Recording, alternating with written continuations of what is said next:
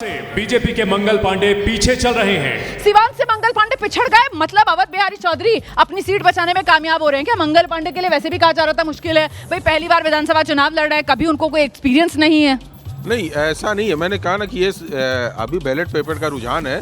देखिए, जब जनता का, वहाँ का स्थानीय जनता का जब रुझान आएगा तो आंकड़ों में बहुत सारे परिवर्तन आएंगे। जिस तरीके से अभी आप तनाव देख रही हैं कि आरजेडी की तरफ से, कभी बीजेपी की तरफ से होगा, तो रुझानों में काफ़ी परिवर्तन आएगा। थोड़ा हमें इंतजार 9 बजे का करना चाहिए। बिल्कुल। और इस बीच कुछ और नाम आपको बता देते हैं। देखिए, तारापुर, बगा, अज्ञाव, वारिसलीगंज मतलब अरुणा देवी वाली सीट, वहां से बीजेपी आगे चल रही है। और जो अलग अलग नाम सामने आ रहे हैं, लेफ्ट जो है वो बकरी से आगे चल रही है। फिलहाल खाता लेफ्ट का भी खुलता हुआ नजर आ रहा है। महागठबंधन लेकिन अभी 38 पर है और वहीं एनडीए जो है वो करीब करीब दुगनी बढ़त के साथ 75 पर पहुंचा हुआ है। सुपौल से जेडीयू आगे, सुपौल जेडीयू की सीट रही है। विजेंद्र प्रसाद यादव जो है ऊर्जा मंत्री हैं बिहार के, उन्हीं की सीट है। 1990 से वो सीट जीत रहे हैं। सोचिए आप जरा, लगातार सुपौल विजेंद्र प्रसाद यादव 1990 से जीत रहे हैं। 90 और 95 समता पार्टी से जीते थे और उसके बाद लगातार जेडीयू के टिकट पर ये सीट जीत रहे हैं। मिन्नतुल्ला रहमानी को कांग्रेस ने उतारा था, पिछली बार भी मिन्नतुल्ला रहमानी हारे थे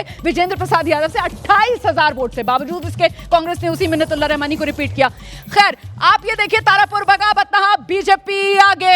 आप देखिए बांकीपुर, नितिन नवीन आगे। ये बड़ी खबर, बांकीपुर से नितिन नवीन आगे। और मैं आपको बता दूं, बांकीपुर सीट जब से बनी है तब से नितिन नवीन ही इस सीट पर जीत रहे हैं। दरअसल 2008 डिलिमिटेशन के बाद ये सीट बनी और उसके बाद 10, 15, 20 नितिन नवीन इस सीट पर जीते। आरजेडी ने इस बार रेखा कुमारी को उतारा था, लेकिन कोई कमाल वो नहीं कर पा रही हैं। सुपौल से जेडीयू आगे है, नितिन नवीन अपनी सीट जीत रहे हैं। ऊपर नंबर देखिए आप, नंबर बदल गया।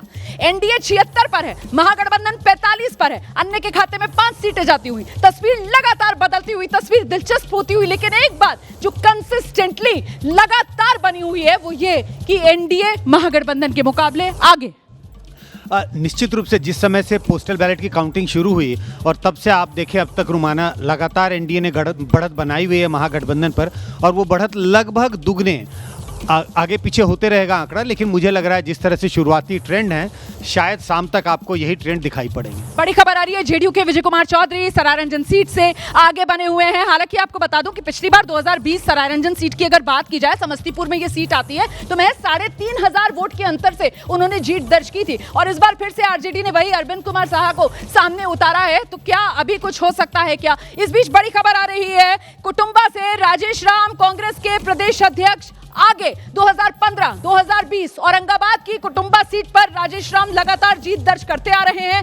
एक बार फिर राजेश राम कांग्रेस के लिए हाथ मजबूत करते हुए कुटुंबा सीट पर नजर आ रहे हैं। और राजेश राम दलित चेहरा, इसी साल 18 मार्च 2025 को कांग्रेस ने बिहार की कमान राजेश राम के हाथ में दी थी। इस बीच बड़ी खबर आपको बता दूं, पवन सिंह की पत्नी स्नेहलता, माफ कीजिएगा, ज्योति सिंह जो लड़ रही हैं काराकाट से, पवन सिंह की पत्नी निर्दलीय उम्मीदवार के तौर पर वो पीछे चल रही हैं। मतलब ये कि ये सीट पिछली बार लेफ्ट ने जीती थी और अरुण सिंह यहां से जीते थे। क्या अरुण सिंह ही यहां पर आगे चल रहे हैं? इसको लेकर अभी इंतजार रहेगा। ऊपर नंबर देखिए आप, फिर से ऊपर की पट्टी में नंबर बदल रहा है, लेकिन एनडीए जो है वो 80 पर पहुंच गया है। महागठबंधन 46 पर है। अन्य के खाते में 5 सीट जाती हुई। जल्दी से अपनी बात पूरी कर लीजिए संजय जी, सॉरी।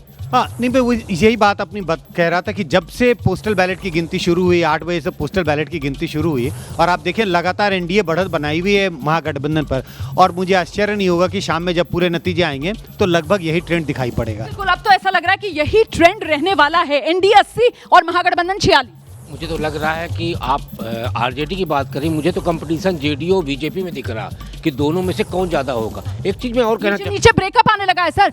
जेडीयू और बीजेपी के अंदर बीजेपी दुगने फासले पर बढ़त बनाए हुए। और इधर देखिए अकेले आरजेडी पूरी गाड़ी खींच रही और बाकी सहयोगियों की सीटों में कहीं कोई अंतर नहीं। और देखिए जरा जेडीयू की सीटें हम बता रहे हैं दर्शकों को, ये जेडीयू किस किस सीट पर आगे है, जरा एक बार फिर से वो ग्राफिक्स दिखा दीजिए। नवादा से मुझे जेडीयू आगे लग रही थी, अस्थावा, जमालपुर, मधेपुरा, निर्मली, मोकामा, जेडीयू इन सीटों पर आगे है। सुपौल, सरायरंजन, मोरवा, राजगीर, झांझा से जेडीयू आगे है। ये कमोबेश वही सीटें हैं जो पिछली बार 2020 में भी जेडीयू ने जीती थी। हालांकि इसमें काराकाट सीट पिछली बार जेडीयू ने नहीं जीती थी, बशिष्ठ सिंह हार गए थे, लेकिन इस बार ऐसा लग रहा है कि काराकाट बशिष्ठ सिंह जीत सकते हैं। 2015 में जेडीयू के लिए बशिष्ठ सिंह ने काराकाट सीट जीती थी। नंबर बदल गया है। एनडीए 84 पर पहुंच गया है, महागठबंधन 50 पर है। आप लगातार ये जो ऊपर वाली पट्टी है ना, इस पर नजर बनाकर रखिए। बाकी जानकारियां बिहार से जुड़ी, इन नेताओं से जुड़ी, हर सीट से जुड़ी मैं आप तक लगातार पहुंचा रही हूं, कंपेयर करके बता रही हूं कि पिछली बार क्या हुआ था और इस बार क्या हो रहा है। दरभंगा सीट बीजेपी का गढ़ मानी जाती है। यहां से बीजेपी के कोटे के संजय सरावगी नीतीश सरकार में राजस्व मंत्री वो आगे चल रहे हैं और वो ये सीट लगातार जीत रहे हैं। 5, 10, 15, 20 4 बार जीत चुके हैं, 5 बार माफ कीजिएगा जीत चुके हैं। 2005 में भी जीते थे और ऐसे में अब इस बार जब चुनाव मैदान में उतरे हैं तो जीत का सिक्सर लगाने के लिए संजय सरावगी राजस्व मंत्री उतरे हुए हैं, अपनी सीट पर जीत दर्ज कर रहे हैं। अच्छा, पिछली बार दरभंगा की अगर बात की जाए, 10 विधानसभा सीटें जिले में आती हैं, सिर्फ एक सीट दरभंगा रूरल वो आरजेडी ने जीती थी। बाकी दरभंगा की 9 सीटें जो हैं वो एनडीए के खाते में गई थी। दरभंगा रूरल सीट लगातार आरजेडी ही जीतती है। ललित यादव हैं, वो जीतते हैं ये सीट दरभंगा रूरल वाली आरजेडी के लिए। बाकी दरभंगा दिल मिथिलांचल का धड़कता है बीजेपी और एनडीए के लिए, ये हर बार साबित होता है और इस बार भी कुछ ऐसा ही लग रहा है।